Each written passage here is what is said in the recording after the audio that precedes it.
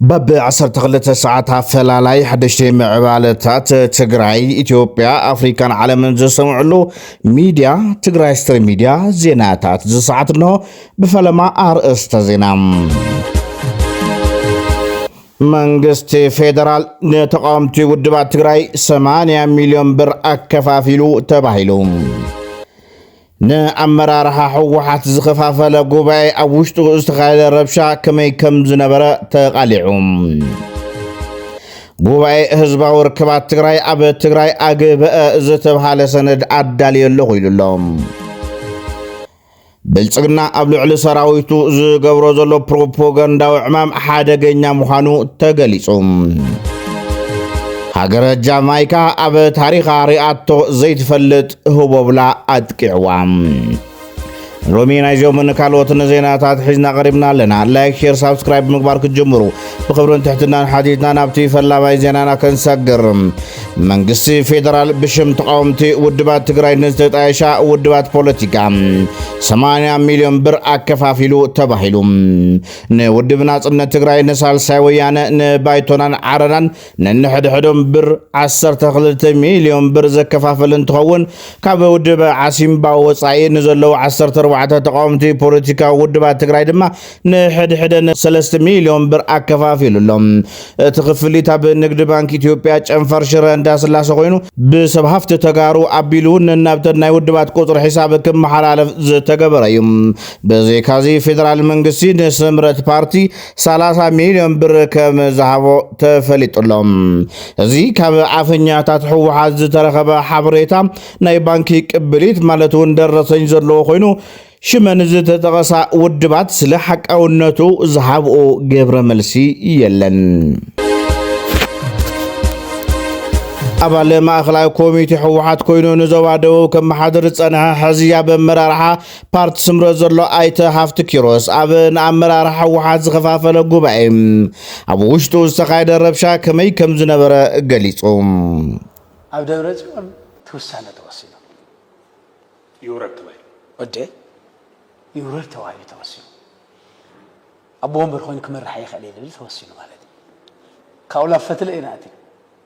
ታይ كونهم لخل مجمع تغليها ታይ كونهم لخل everybody كجمة يخليه مالتي لبزح حيل دمائي اوكي ولا تسملوا بجوجله ولا يهون لبزح حيلي يقول جوجله ولا هو تلبزح حتى حساس واحد ينقص واسله حيلي تجوجله بحاله مالتي خالي وسانو كوسني عالم خالي وسانو كوسني صراحه تصمتيو ኣብ ጌታቸውን ኩሰን ይኽእል ግን ናይ ጌታቸው አዎንታ ኮን ይኽእል ይብል ኣብ ርእሶም ይሞጽን ነው ማለት ኤናት ግምቶም ናይ ጌታቸው አዎንታ ይኮን ልኽእል because ተናይመን እሳይ ኃይል ልበዝ ኃይል ወድነ ላወሰነ ከዲ ጨካን ድማ መስሉ ተራይዎ ኦኬ ክዝርግፎም ይድብል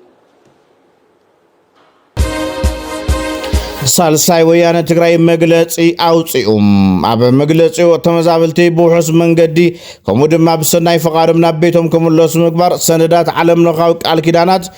ብድሙቕ ዘስፈርዎ ሰብኣዊ መሰል ኮይኑ ንረኽቦም ንስምምዕ ፕሪቶሪያ ስዒቡ ተመዛበልቲ ደቂ ብሔረ ትግራይ ጸጋዚ ሰብኣዊ መሰል ክረኽቡ ኳ ግቡእ እንተነበረ ዛጊድ ኣይተፈጸመን ኢሉ ሕዝውን ዝተመዛበሉ ወገናትና ናብ ዓዶምን ዓውዶምን ክምለሱ ግድን ኮይኑ እዚ ክኸውን መንግስቲ ፌደራል ንገደብ ስልጣኑ ተሳጊሩ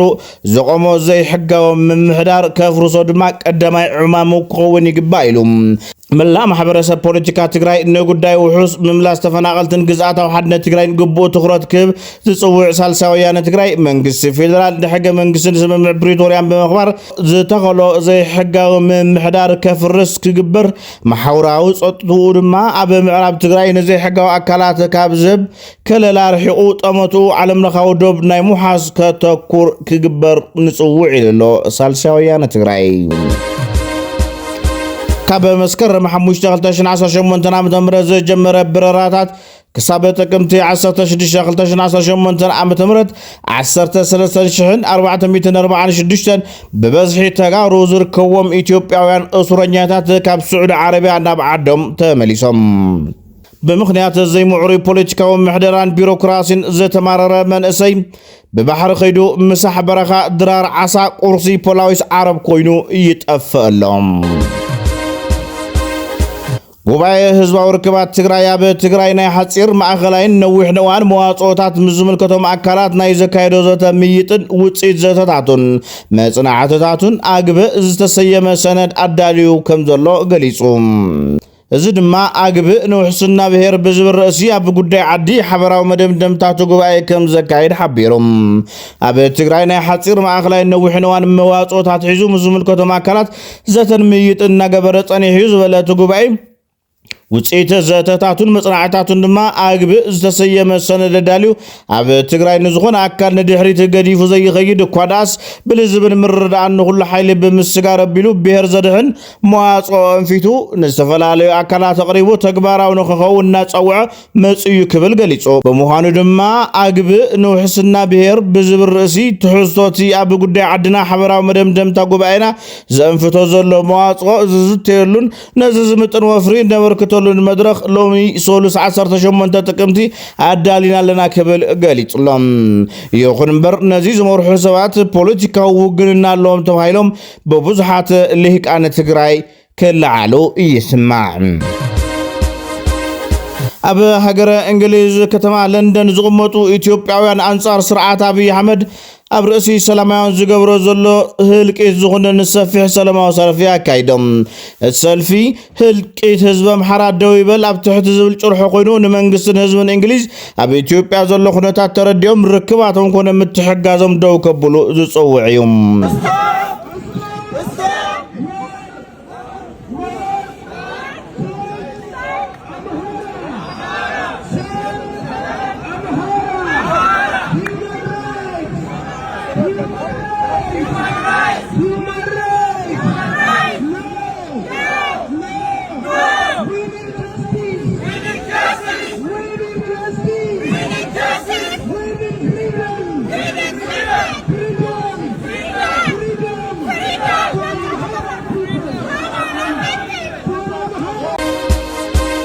ብልጽግና ኣብ ልዕሊ ሰራዊቱ ዝገብሮ ዘሎ ፕሮፓጋንዳዊ ዕማም ሓደገኛ ምዃኑ ተገሊጹ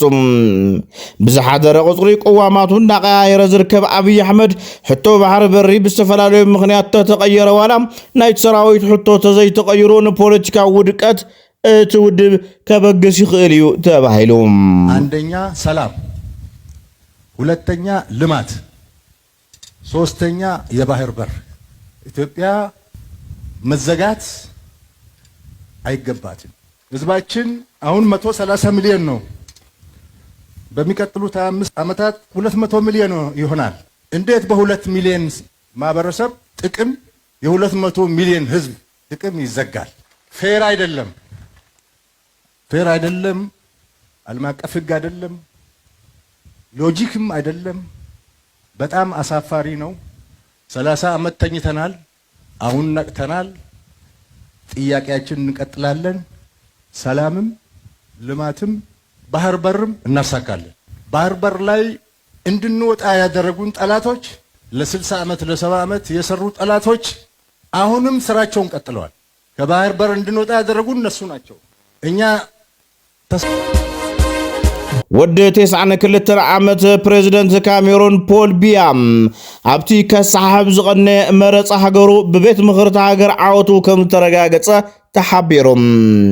ፖል 53.7 ድምፂ ክረክብ እንከሎ ቀንዲ መቐናቕንቱ ዒሳ ቺሮማ ባካር ድማ 35.2 ሚእታዊ ድምፂ ረኺቦም